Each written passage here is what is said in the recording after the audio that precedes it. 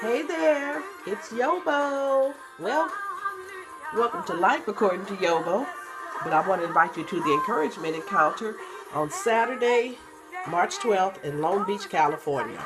Hosted by my friend Dwayne Shig.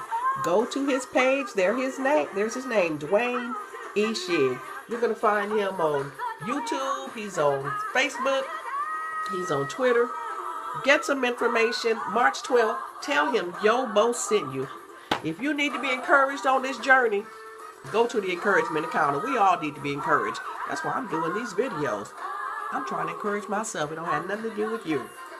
Returning to the series, the Mattie Bertha Canton series, How I Got Over. YoBo is trying to help you get over some stuff. Woo, you'd be surprised at the baggage that we are dragging all through life. Don't even know we're carrying baggage. In the previous day's message, we talked about bringing children in the middle of our mess. Let me back up.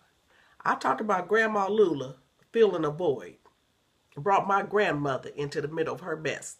In defense of Grandma Lula, let me say she was doing the best she knew to do. Grandma Lula was raised by former slaves. Her mother had been a slave. Her father had been a slave. Neither of them had been prepared for the real world. One day, as the former slave said, Master just called us all together, and Master said, y'all's is free. Y'all's as free as I is. And that's all he said. So one day, Grandma Lula's mother name? Maldora and Pappy Jack. They just was free. They had to figure out life on their own. They didn't have any home economic classes. They didn't have anybody to teach them how to balance a checkbook. Nobody taught them about life. They were just thrown into freedom, had children, and had to figure it out for themselves. That's in defense of my Grandma Lula. Now, if y'all want to know what I'm referring to, inbox me, and I'll tell you.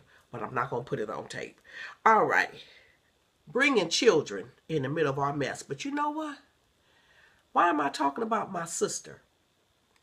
Because we're talking about people who resent their parents.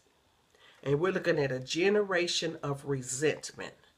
She would be the first one to tell you she resented our father. I didn't know she resented our mother.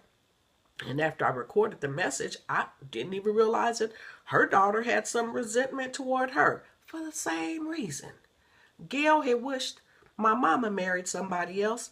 Her daughter was wishing she had married somebody else. The cycle would have continued if my niece did not get herself out of an unhealthy relationship. She would have had a child who would have resented her for marrying that first fool she married. Not first fool, because I like number two.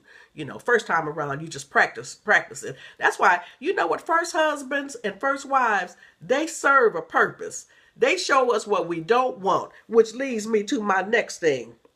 When you're in a mess, you don't realize that you're in a mess. Oh, where's my note? Where's my note? Hold on a minute. Let me find it. I had something real good in here.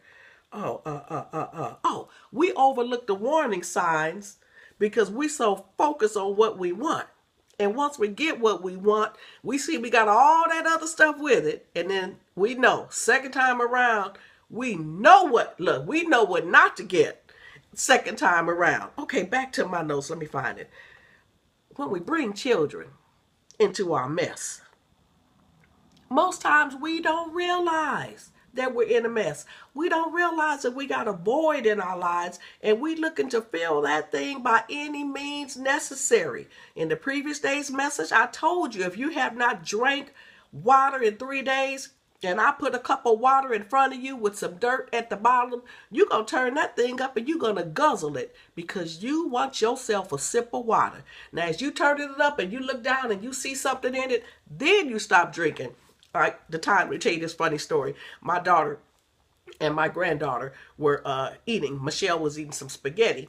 And she was feeding my granddaughter at the time. So both of them were eating spaghetti and they were drinking water from a water bottle. So my daughter says when it was her turn to sip, she turned up the bottle. She was guzzling the water. And when she looked up in the bottle, she saw some little pieces of spaghetti floating around in her water. And that's when she stopped real quick. Well, that's what we do when we're thirsty. We turn it up and we guzzling. And if you look, had she not looked, she wouldn't have seen it. Ooh, wait a minute. Hold on a minute. Oh, hold on just a second. I'm all set up right here. Wait a minute. Wait a minute. Ooh, has she not looked? Hey, I got my shouting music. Woo! She wouldn't seen it had she not been looking. Whoa! That's why we miss things in life, because we're not looking for them. That's good right there. I got to, pat myself on the back. That's good. When you're in a mess, you don't know you're in a mess. Now you bring your children into your mess. Then the children resent you because of the mess in which they grew up. That is, if they recognize it as mess. Some don't recognize it as mess, and they just repeat the same thing. But when my sister went to therapy, not once, but twice, telling y'all go get professional help. Quit getting in the prayer line. Quit talking to your pastor. Quit talking to your girlfriend. Quit watching Ayana. Go get you some professional help. And if you don't have health insurance, keep watching Life According to YoBo. When my sister sought professional help, she was told, it's not about you. None of the decisions your mother made, her mother made, anybody, none of it was about you. You got to realize that people are doing the best they knew to do.